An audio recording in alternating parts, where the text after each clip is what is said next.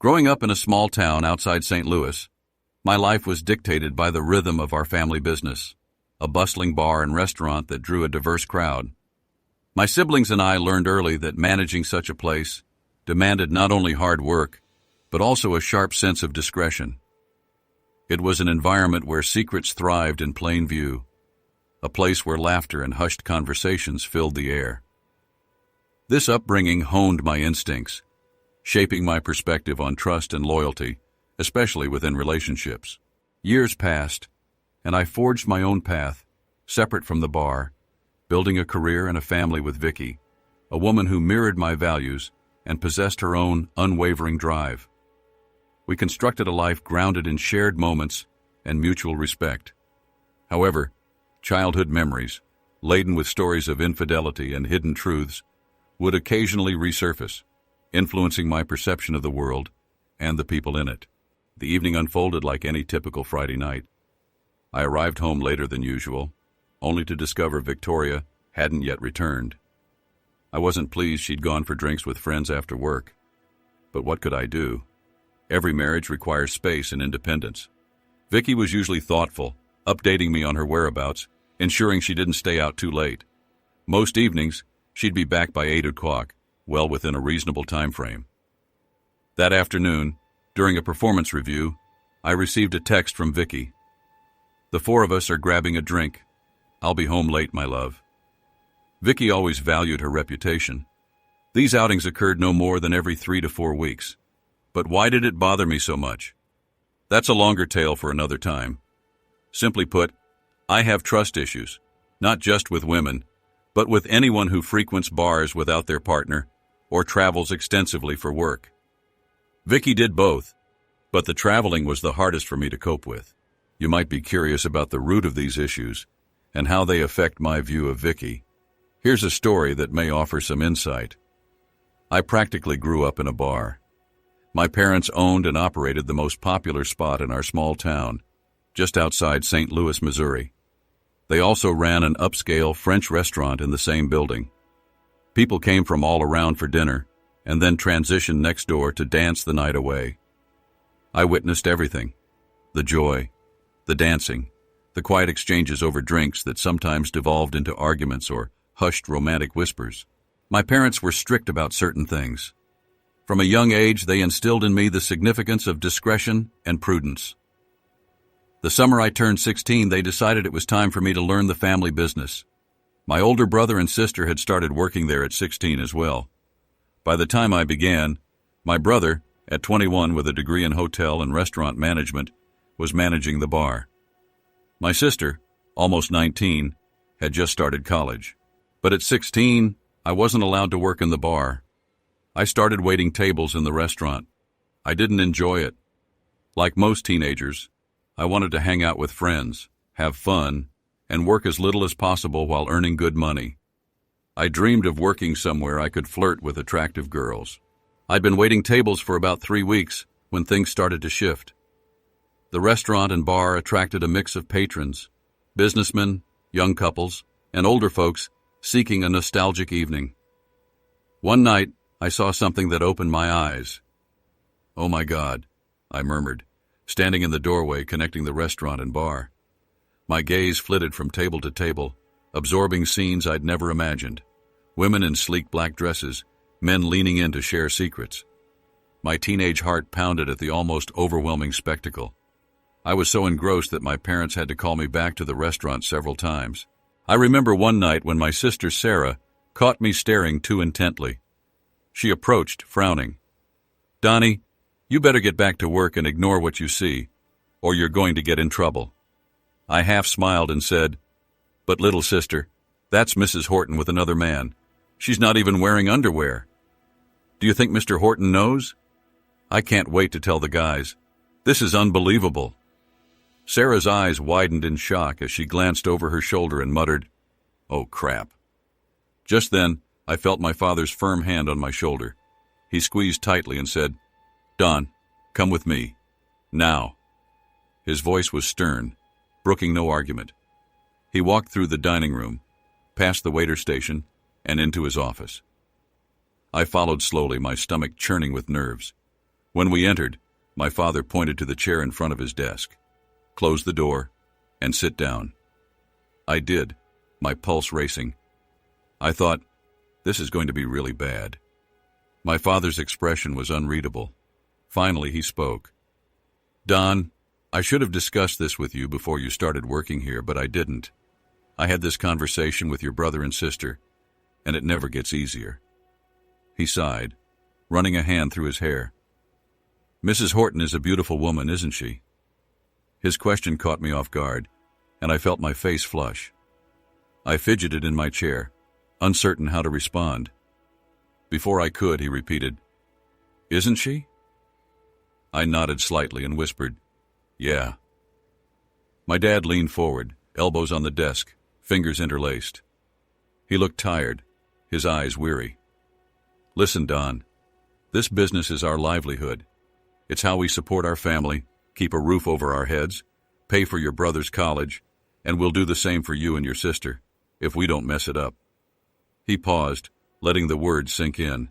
Before continuing, he added, "If you see someone you know come in with their family, greet them by name, chat briefly, and then return to your duties. However, if they arrive with someone other than their spouse, you act as if you've never seen them. You don't acknowledge them, you don't recall them being here, and you certainly don't discuss it with anyone." A crucial part of working in the food and beverage industry is possessing selective hearing and vision.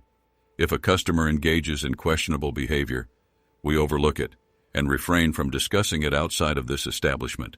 That's what they anticipate from us, and it's the foundation of their trust. I nodded, the weight of his words sinking in. He gave me a stern look. "If I ever discover that you, or any member of the staff, have gossiped about a customer, they will be terminated immediately. No exceptions. Our discretion is our hallmark. It's what keeps our clientele returning. Do you understand, son?" "Yes, sir," I whispered. "Good," my father said, leaning back in his chair, some of the tension leaving his shoulders.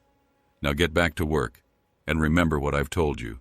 I returned to work that day and continued at the restaurant throughout high school and college. I never gossiped about customers, but I witnessed more dishonesty than someone my age should have.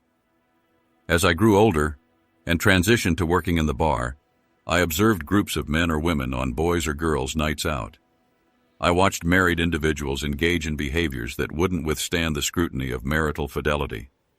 I learned, perhaps too much, becoming increasingly intolerant of those who attended parties and lingered late. I recognized that many out-of-towners were simply seeking entertainment and connections with locals. Fine if they were single, but many wore wedding rings. They often ended up with other married patrons. I developed a sense of disrespect and disgust for them, yet treated everyone with the same level of courtesy and discretion. Ultimately, we aimed for a successful business. I observed a pattern. Those who attended parties and departed early, after a drink or two, generally had stable, solid marriages. Those who stayed late often experienced marital problems, and many later divorced. During my freshman year of college, my father hired a new waitress.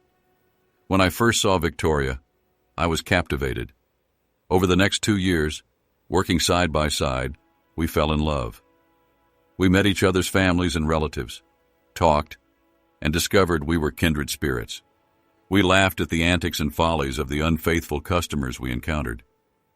Finally, the Christmas before our college graduation, I proposed to Vicki. By then, we both knew we shared the same values and desired a lifelong partnership.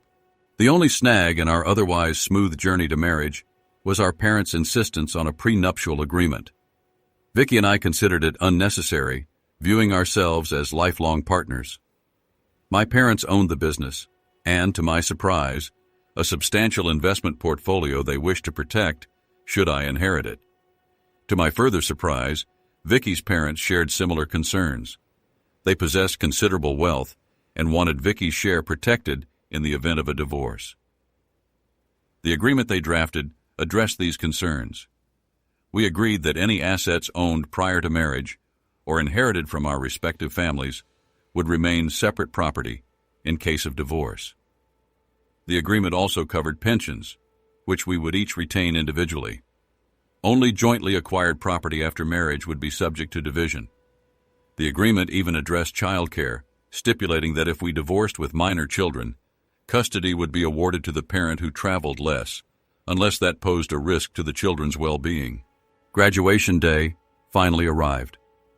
Vicki graduated with a bachelor's degree in finance and secured an excellent position at a local brokerage firm. I graduated with a bachelor's degree in construction management and a minor in landscape architecture. After college, I worked for a construction company for 2 years to gain practical experience. Neither Vicki nor I were interested in running the restaurant or bar. My parents incorporated the business, and my sister and brother took over its management. Mom remained as the accountant, while Dad continued as the behind-the-scenes authority. After 2 years, I launched my own construction and landscaping company. Since Vicki and I were struggling to meet mortgage and car payments, my parents provided the startup capital through the family corporation. I received a salary to manage the business. It was challenging initially, but Vicki steadily ascended the corporate ladder. One day she came home elated. She'd been selected for a position in the brokerage firm's compliance department, ensuring all satellite offices adhered to SEC regulations. The only drawback was the travel the job required, typically 3 to 4 days a month. My past experiences made me apprehensive. Over time, my business expanded from small remodels to room additions, garages, and even new construction, incorporating landscaping services. I was content and never attempted to separate my business from the corporation. My salary increased annually as the business grew in value and revenue. I gradually accepted Vicki's travel, although I never felt entirely at ease with it. While I wasn't thrilled when she went out with friends, it wasn't frequent, and she was usually home by 8 p.m. Of course, I occasionally traveled and went out for a beer with the construction crews or office staff, good management practice, but I made it a point to leave after a couple of beers and was typically home no more than an hour later than usual, unless Vicki joined me. After 3 years of marriage, Vicki and I decided it was time to start a family. Our first child, Patrick, arrived, followed by little Suzanne 18 months later. She was tiny, and as she grew, she had me completely wrapped around her little finger. By the time she turned 4, she was a miniature version of her mother. When she gets older, she's sure to captivate hearts just like Vicki. As Vicki gained more experience at work, she became the go-to person for handling difficult office situations. She could pinpoint problems and knew how to resolve them.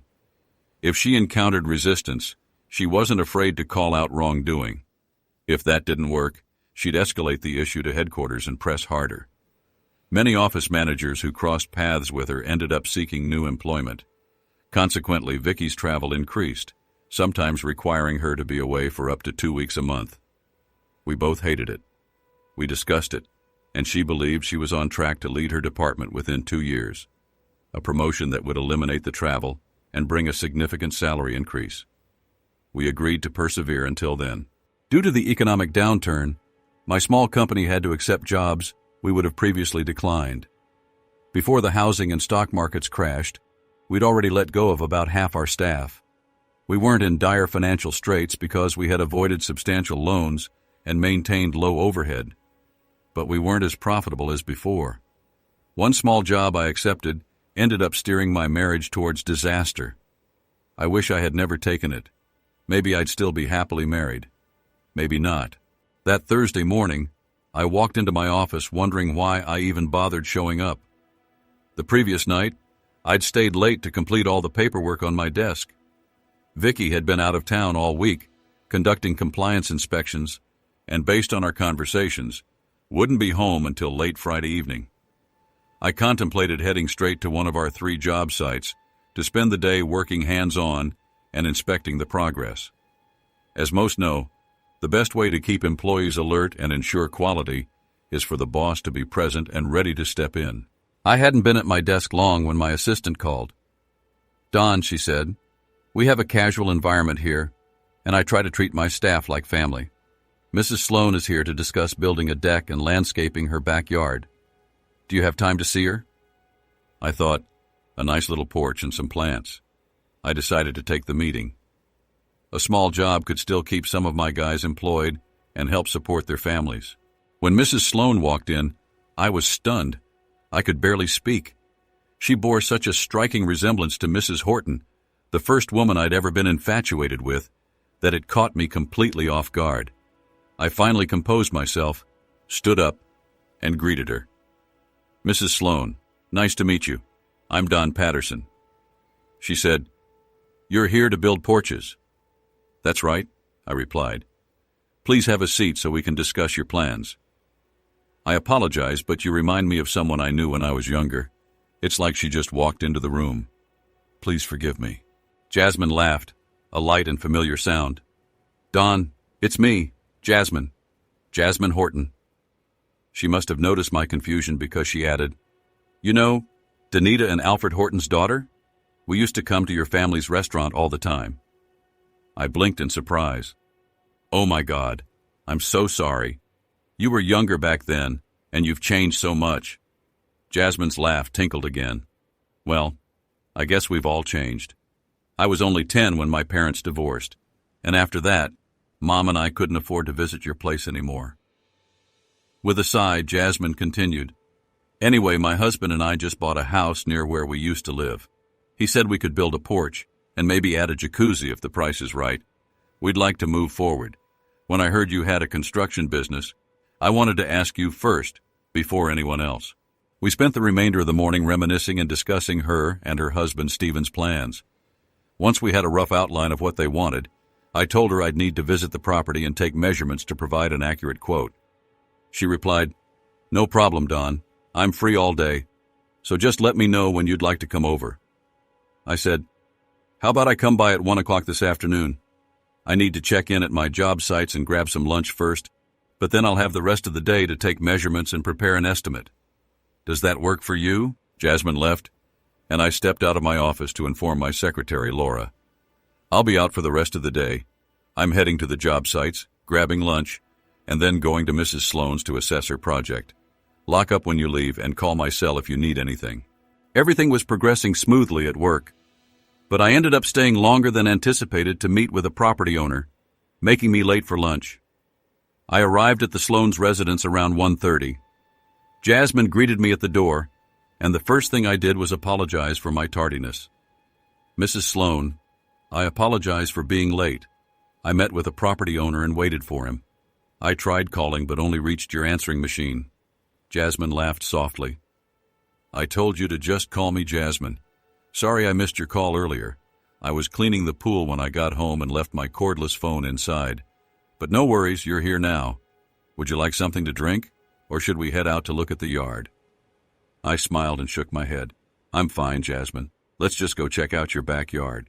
After taking all the measurements, I said, "It's easy to estimate most of this, but since you don't have a hot tub yet, you'll need to purchase one before I can give you a complete quote. I need its dimensions to order the necessary materials." Jasmine looked surprised and said, "Oh, I thought you provided the hot tub too. I don't know much about them. Can't you just include it in the project?" I chuckled and said, "Yes, Jasmine, I can do that, but we don't sell them. So I'll need to purchase it elsewhere. To do that, I need to know the size you want, whether it will be built-in or standalone, and whether it will operate on 220 or 110 volts. Jasmine seemed flustered, reminding me of how easily she'd become upset over minor things when she was younger. Finally, I suggested, "Why don't we discuss it further, and you could call your husband or talk to him tonight? I can wait to finalize this until you've decided on the hot tub." Now Jasmine seemed genuinely anxious, almost trembling. She said, "Oh no, I can't call him. He told me to handle this, and I plan to. He's on a business trip in Denver, so I won't see him until the weekend. Let's figure this out now." I asked her more about how they would use the hot tub and learned they rarely had guests. Mostly, she used the pool and backyard, sometimes with 1 or 2 friends. Once I had gathered enough information, we went to my supplier, and Jasmine selected a small 5-person hot tub. I took the measurements, and we returned to her house. I asked if there was a place where I could connect to the internet to access my office system. Some of my budget items changed on Thursdays, and I wanted up-to-date prices before preparing the quote. Jasmine smiled and said, "Of course, Don. Come into the office." Steve works as a manufacturer's rep for Saving Business Systems, so he has a great home office for when he's not traveling. You can connect your laptop to our network or use our desktop. I stepped into the office and was impressed. It was set up like a professional business space, with a desk to the left of the door, windows overlooking the backyard, 2 leather chairs in front of the desk, and a bookshelf on the opposite wall. Jasmine walked behind the desk and pulled out a chair for me. She smiled and said, "You can sit here while you work. Let me know if you need anything." "Thank you," I said as I approached the desk. I set my laptop down and sat. Jasmine handed me a DSL cable to connect. When I reached for it, my eyes fell on a photograph. I paused, hand hovering, then pulled back and stared at the picture before picking it up. Jasmine noticed my reaction and looked puzzled as she held out the cable. Her eyes darted between my face and the photo I was gripping tightly. "Is something wrong?" she asked, concern crossing her face.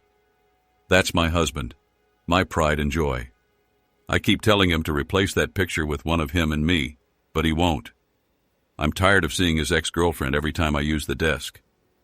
Why are you looking at me like that? What's the matter?" I carefully placed the photo back on the desk and stepped away. "Jasmine?" I asked, my voice strained. "Did you say your husband was in Denver?" Her expression shifted to surprise. "Yes, I did." "Why do you ask?" "My wife is also in Denver and has been all week." "Jasmine, did Stephen know you were getting an estimate from me, or mention me at all?" "No," she replied, frowning. "But what does that matter?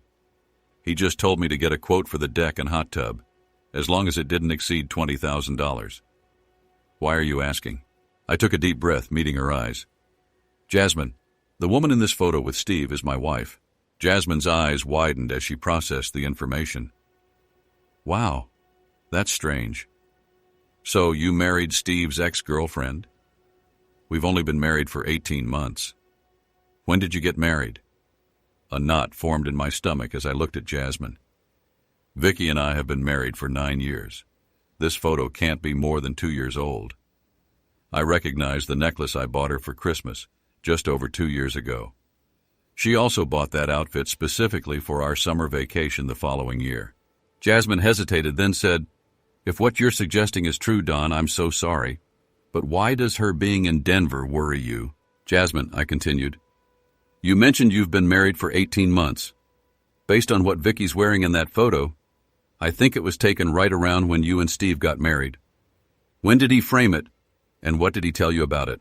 "It can't be," Jasmine responded, her voice breaking. "The photo was taken the day he won first place at the Big State Chevrolet car show." Tears welled in Jasmine's eyes as she sank into one of the leather chairs in front of the desk. She continued quietly, "That was 3 weeks before we got married. I never suspected anything. He told me it was an old picture, but he's holding the first place trophy. Damn him." "Wait a minute, Jasmine," I said, trying to steady my thoughts. "Let's think this through carefully. I saw plenty of situations like this when I worked in my family's restaurant. I learned to stay quiet because cheaters always get exposed eventually. Yes, this looks suspicious, but all we know for sure is that Steve and Vicki are in front of his car, hugging. The photo appears to be about 18 months to 2 years old. You're younger than us, so I doubt Steve could be one of Vicki's ex-boyfriends, but it's not impossible. Vicki and I started dating when we were 18 while working at my dad's restaurant. I know the names of most of her past crushes, just like you probably know Steve's." "How old is he, by the way?" "He's 29, and I'm 27, Jasmine said. I nodded slowly. That's possible, since Vicki isn't quite 31 yet. I don't know what to make of this. Damn. What do we do now? If we confront them, they'll just deny it, whether it's something from the past or happening now. If they are involved, and we confront them, they might become more secretive, or even run away together. I feel like I need to ask, but until today, I trusted Vicki completely. I'm at a loss." After further discussion, we formulated what seemed like a sensible approach: remain silent about our discovery. Jasmine agreed not to inform Steve about our talk, and we'd engage a private investigator to look into both Vicki and Steve. The following day, we contacted the security firm we employed for our construction projects, and they recommended an investigative agency they collaborated with. We interviewed their personnel and executed a contract for their services, each contributing our portion of the retainer. Jasmine used an abbreviated name on her check so she could claim it was a project deposit if Steve inquired. I utilized my business account, which Vicki never monitored, so I was covered. I could simply categorize any expenses as business-related later. 3 weeks passed, and Jasmine and I met with the investigator. He reported, "Don, Jasmine, I'm pleased to announce we haven't uncovered any evidence to suggest your spouses are involved romantically or even acquainted. We observed them each afternoon and after work, and everything appeared normal. The only slightly unusual occurrence was last Friday, when Mrs. Patterson and some colleagues went out in St. Louis, frequenting several bars and dancing with various men. Vicki danced with Steve once, but it was harmless. They maintained a respectable distance, and there were no inappropriate gestures. There was no kissing or anything improper, and they didn't interact after the dance." I exhaled deeply, leaned back, and looked between the investigator and Jasmine. A nagging suspicion began to emerge that this whole scenario stemmed from the deep-rooted mistrust I'd developed from years in the family business. I'd even resorted to checking phone records and installing cameras and audio recorders in our house, as well as in Vicki's car and purse. Every search yielded nothing. Finally, I spoke. "I suppose this was just paranoia. I'm relieved but also embarrassed for doubting them. Let's discontinue this." "Hold on," Jasmine interrupted seriously.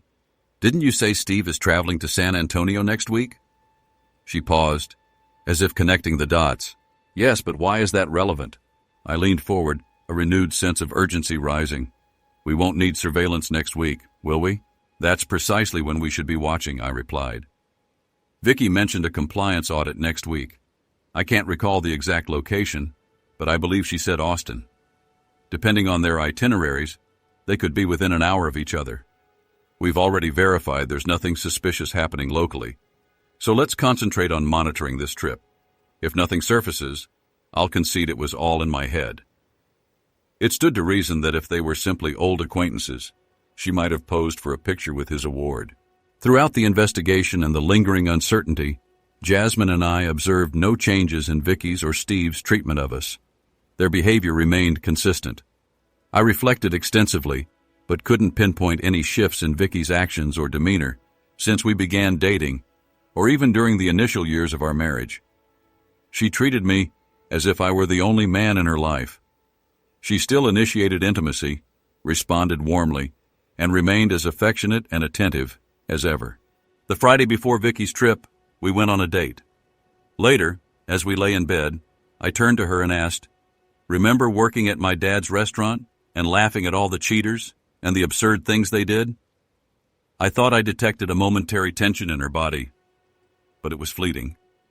She smiled and turned to face me. "Yes, some of those people were truly unbelievable. Sometimes when I witness similar behavior at work, I think back to those days and wonder how people can be so foolish." "Why do you ask?" "A guy at work suspects his wife is unfaithful," I replied. "He hasn't found any concrete evidence, though. When he confided in me, I recalled those times and advised him to stay calm. I suggested he remain observant because cheaters eventually reveal themselves. I also mentioned that taking the time to figure things out is better for the children, since divorce invariably impacts them." Vicki's expression turned serious. "Why assume a marriage has to end in divorce? Maybe the wife genuinely loves her husband, and the affair is meaningless to her. Perhaps she doesn't want a divorce at all." "No, Vicki," I said. "He's like me. He spent time in bars and has the same low tolerance for infidelity that we do. I can't imagine him accepting a long-term affair, just as we wouldn't. Maybe he'd forgive a one-time slip-up, but never an ongoing affair." Vicki tensed again when I mentioned not accepting a long-term affair, but she smiled, turned to me, kissed me softly, and said, "I'm glad you're still the man I married. We know how devastating affairs can be. If he needs support, try to reason with him. and maybe we can both help him through it. Good night, sweetheart. We settled in, but the tossing and turning suggested neither of us fell asleep easily. The following week was difficult. I contacted the investigators twice, but their only response was, "Our team is monitoring both subjects, and we'll provide a report by next Monday." Finally, Monday arrived, and Jasmine and I met at the investigator's office. As we sat down, we had a premonition of bad news. The investigator leaned back and said, "You know, when you asked us to follow your spouses last week, I almost advised against it, suggesting it would be a waste of resources. This turned out to be one of the trickiest infidelity cases we've encountered. However, you were correct. Steve and Vicki are having an affair. We possess photographic and recorded evidence to substantiate this. Frankly, I'm astonished. Had we confined our surveillance to the local area, we wouldn't have uncovered anything. Based on the recordings, they meet only 3 or 4 times annually, far from here. They feign coincidence when they happen to be in the same city and meticulously maintain the facade of mere acquaintances. But our findings reveal they're adept at concealment. They traveled to 2 separate cities, lodged in different hotels, and rendezvoused at a 3rd hotel without sharing accommodations. They reserved adjacent rooms at different times, with Steve paying cash and Vicki registering as Angela Foster with government identification under that alias. Steve checked in as Stephen Allen, also utilizing a government ID. Their stay lasted only from Tuesday to Thursday, and they interacted solely on those days. I leaned back, absorbing the information. "Foster? Vicki's maiden name is Victoria Angela Foster," Jasmine whispered. "Allen is Steve's middle name," I added. "Well," I sighed, "I guess that's that. Except for the tears. I'll contact a divorce lawyer immediately." Jasmine started to speak, but the investigator interjected. "Hold on, there's more. Ordinarily I wouldn't divulge this, but something feels amiss. I recognize they were intimate, but this doesn't resemble a typical affair. It's more akin to an elaborate game. We have hours of recorded conversations, and most are innocuous. There were only 2 intimate instances throughout the entire week, and their pillow talk was peculiar. Let me play a recording so you can understand what I mean." The investigator played a segment of the tape. We heard Vicki's voice. "You know, Steve, I'm starting to think we should terminate this. We've been doing this for 6 years and had our amusement. We've demonstrated that we're the exception to the rule, smart cheaters. I'm certain you'd concur that the sex between us isn't nearly as satisfying as with our spouses. Plus, something Don said Friday night is troubling me. We were talking in bed, and he reminded me of what we learned working at his parents' restaurant, that all cheaters eventually get caught. Nobody considers every possibility. At some point, every cheater becomes overconfident or commits a minor error that exposes them. I'm still uneasy about Denver. It was the first time we were in the same city, and I believe it was a mistake. We shouldn't have deviated from the plan. We should only meet in different cities close enough to rendezvous midway, like we do here. Sure, it's inconvenient booking 2 rooms and paying for an unoccupied one, but we've proven our point. We're intelligent cheaters, and if you play it smart, you can cheat and win. I don't want to jeopardize my relationship with Don. I love him more than anything. He's the best man I've ever known. Honestly, after our initial encounters, the real thrill for me was the planning and scheming. The logistics, reserving rooms, and coordinating details became more enjoyable than solving a puzzle or Sudoku. The sex just diminishes the excitement. Don't deny it. I know you feel the same. You even admitted in Denver that you always left unsatisfied. The investigator stopped the recording and looked at us. That's not the entirety of the conversation, but this portion was the most perplexing. I can't quite decipher it. I began laughing, surprising both Jasmine and the investigator. Regaining my composure, I said, "I apologize, it's not humorous. I'm furious. But I need to explain something. A few years ago, a couple we were friends with divorced after the wife was caught cheating. She'd been doing it for almost 4 years and was exposed by a simple oversight. The night we found out, Vicki and I were with friends, and we ended up discussing infidelity and how cheaters often make foolish mistakes. We recalled what my father used to say when we worked at his restaurant and what we witnessed there. Vicki argued that anyone could cheat successfully if they were intelligent and maintained control. I disagreed, asserting that nobody could cheat indefinitely without being caught. It might take years, but it would happen. I said even a minor innocent slip could expose it.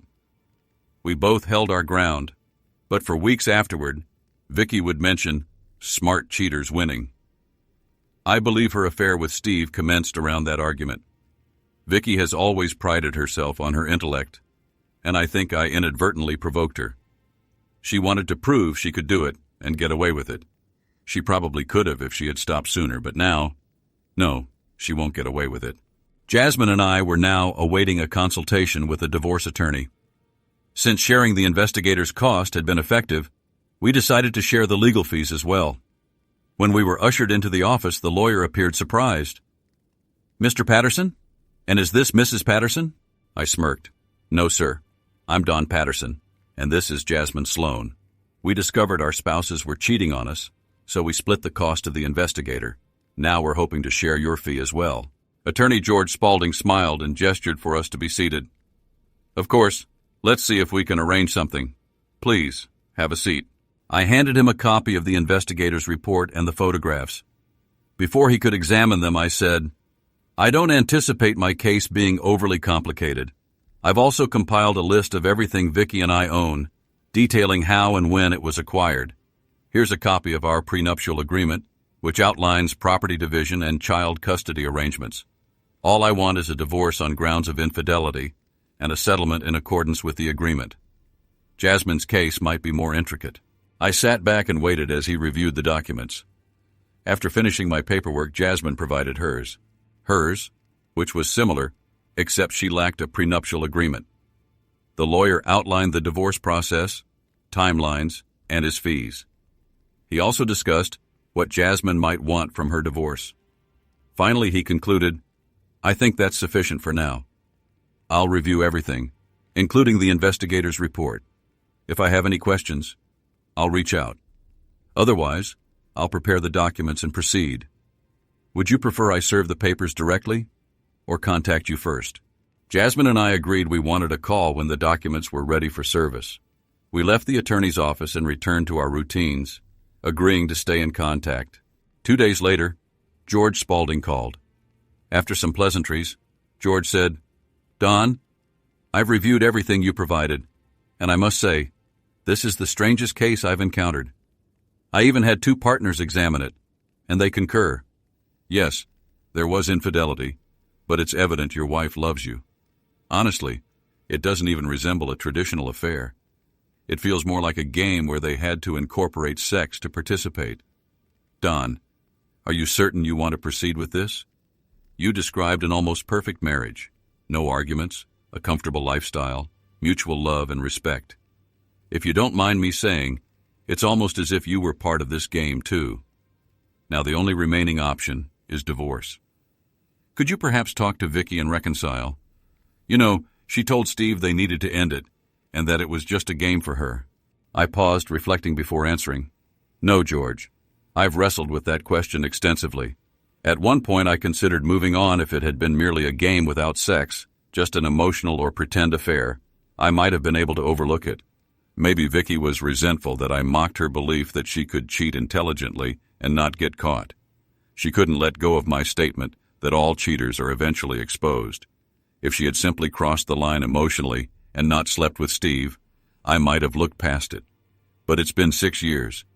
Even if the sex wasn't fulfilling for them, it was still infidelity, and she must face the repercussions." George sighed. "Well, it's your life. I hate doing this, but I have the documents prepared. When do you want her served?" I smiled faintly. "George, she and Steve are on the East Coast this week. She's scheduled to return late Friday afternoon. Can we serve her at her office on Friday?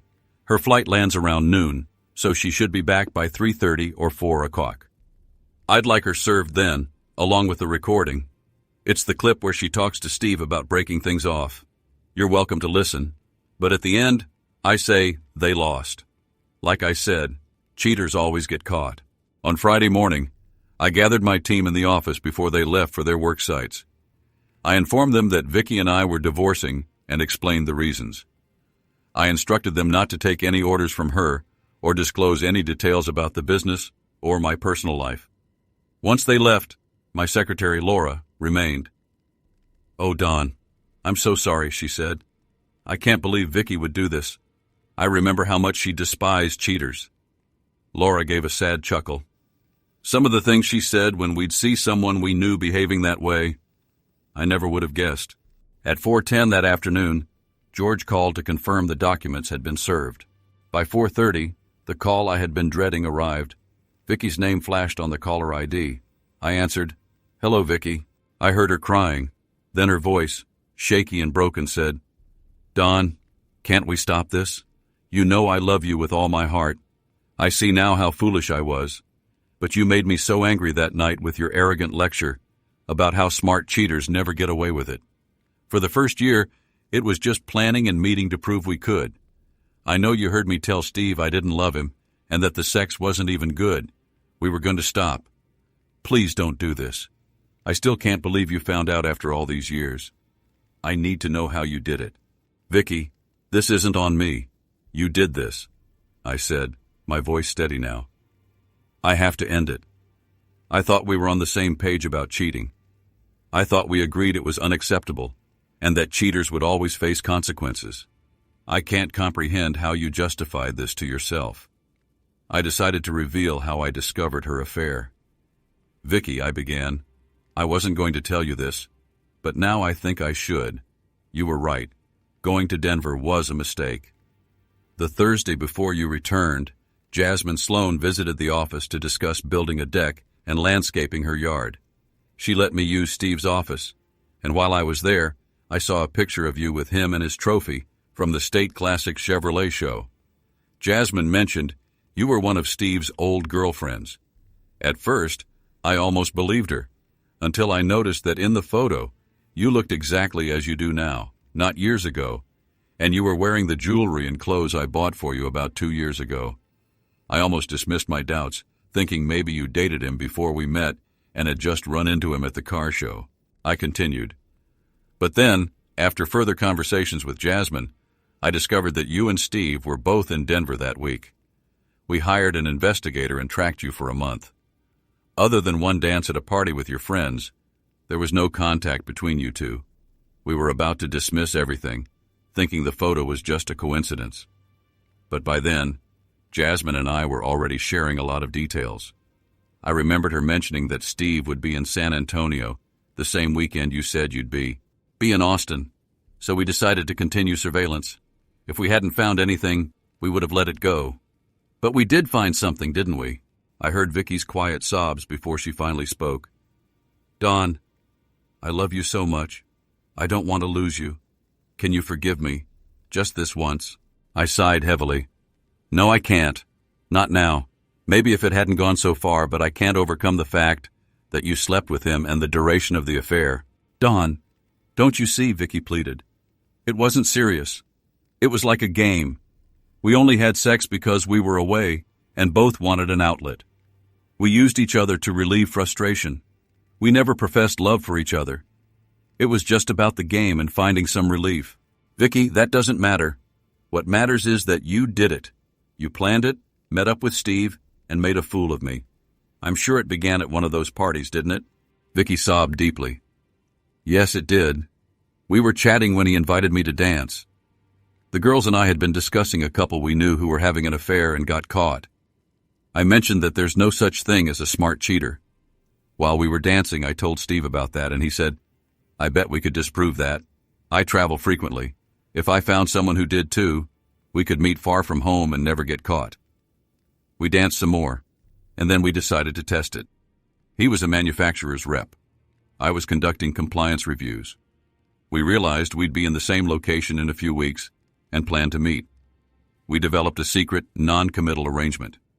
She continued, "We agreed not to contact each other at home or on our personal phones. We used burner phones and work calls solely to schedule meetings. I even acquired a new credit card billed to my parents' address. We thought we'd covered every trace, except for the photos. I didn't realize he kept those. Vicki gave a sad smile. One mistake, and the cheater is caught. I'm so sorry, Dawn. I got caught up in the excitement. I love you. There was a click as she hung up, and I realized tears were streaming down my face. I sat back, lost in thought. When Laura said goodnight, my next memory was darkness outside. Both sets of parents tried to dissuade me from divorcing Vicki, with her parents' plea being the most heartfelt. On Saturday, they visited to see the kids, and we sat by the pool. Vicki's mother turned to me, her expression filled with concern. Dawn, we know she messed up badly. That first night, she came to our house hysterical, saying she'd ruined everything. Eventually, she told us everything and showed us the evidence. I met her eyes as she continued. Dawn, if her father had done what she did, I would have left him too. But can't you at least try to forgive her? I see how much she loves you in the way she looks at you and talks about you.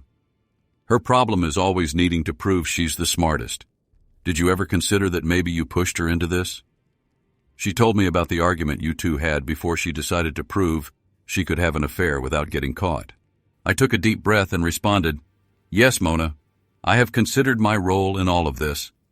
I told her once that if she'd met him, but hadn't slept with him, I might have been able to forgive it. But she did sleep with him. We both admitted to being unfaithful before we got married, and she was the one who insisted on including infidelity clauses in our prenup. And then she did this. It breaks my heart, but I can't simply move past it.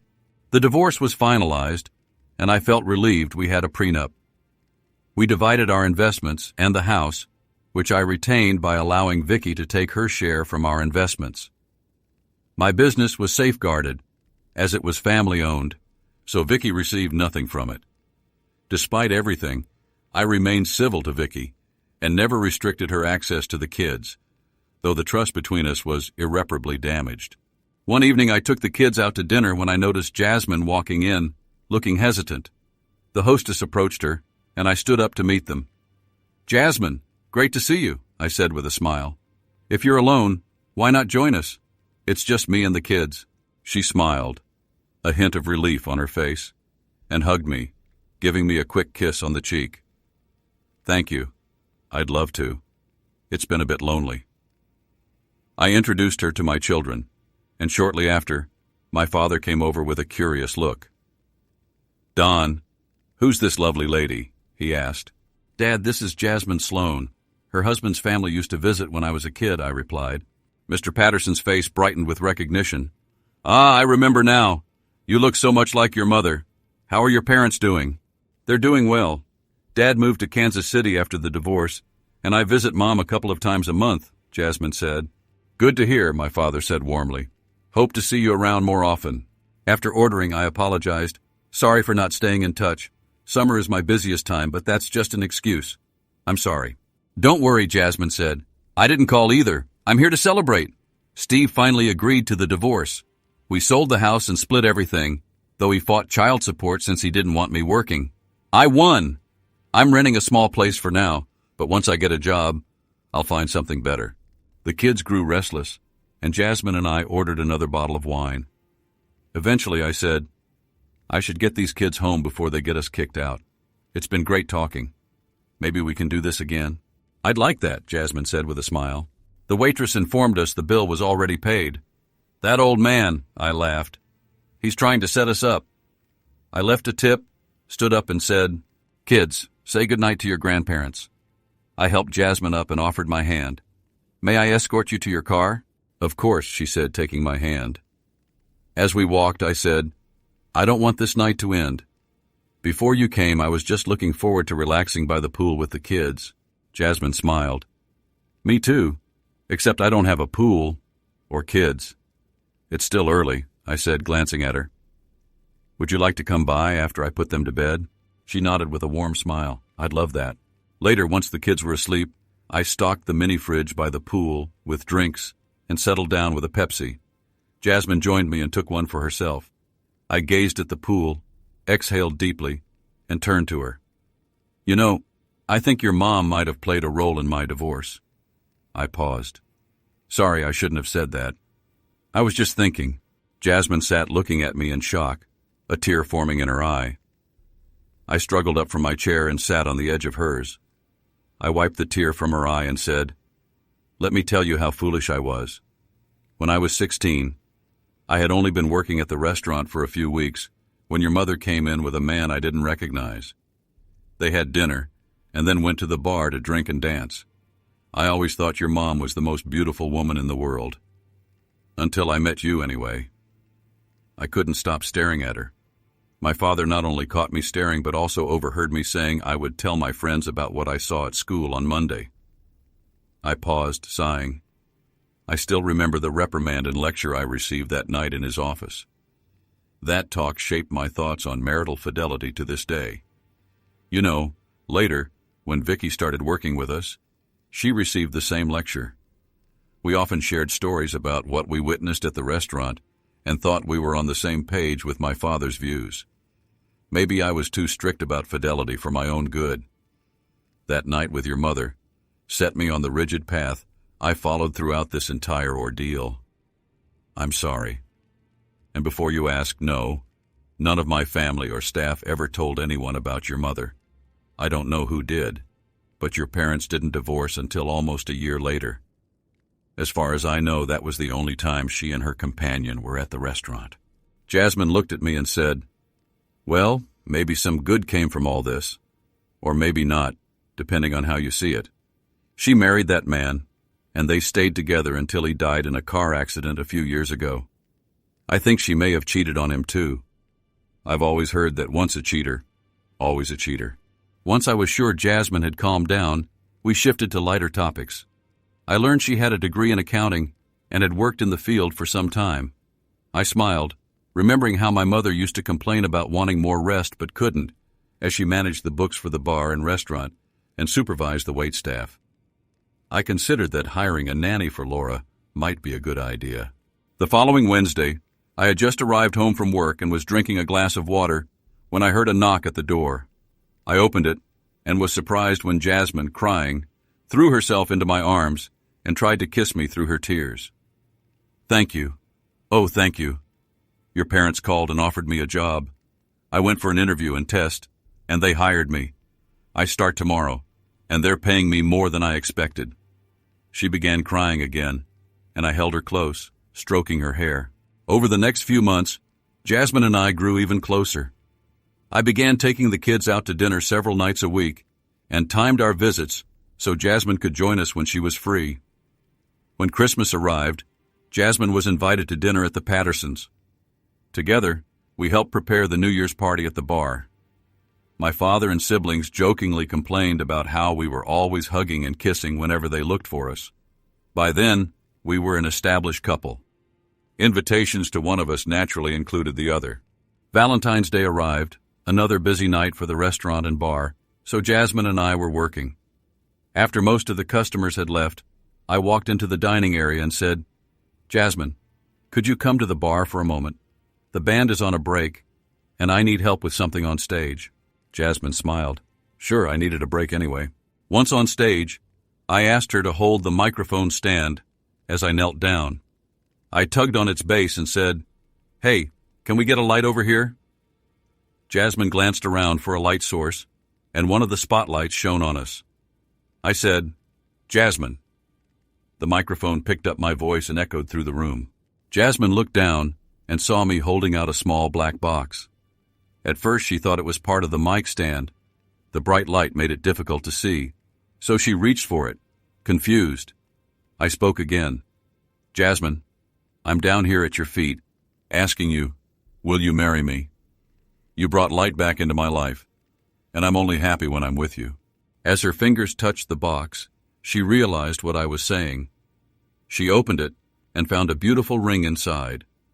Her jaw dropped, and she covered her mouth with her hand. Slowly, she took the ring from the box, tears streaming down her cheeks. She knelt and kissed me deeply. "Yes," she whispered. "Oh, yes. I love you with all my heart. I've been hoping for this moment for months." The room erupted with cheers and applause. When Jasmine pulled away, she saw my entire family gathered around. My brother lifted her up and hugged her, and she was passed from person to person, receiving hugs and congratulations. Jasmine planned the wedding for June. Over the months, she gradually moved her belongings from her small apartment into my house. At the post-wedding reception, we opened our gifts. At the bottom of the pile was a single, yellowed envelope. Inside was an old, heart-shaped valentine with the original signature erased.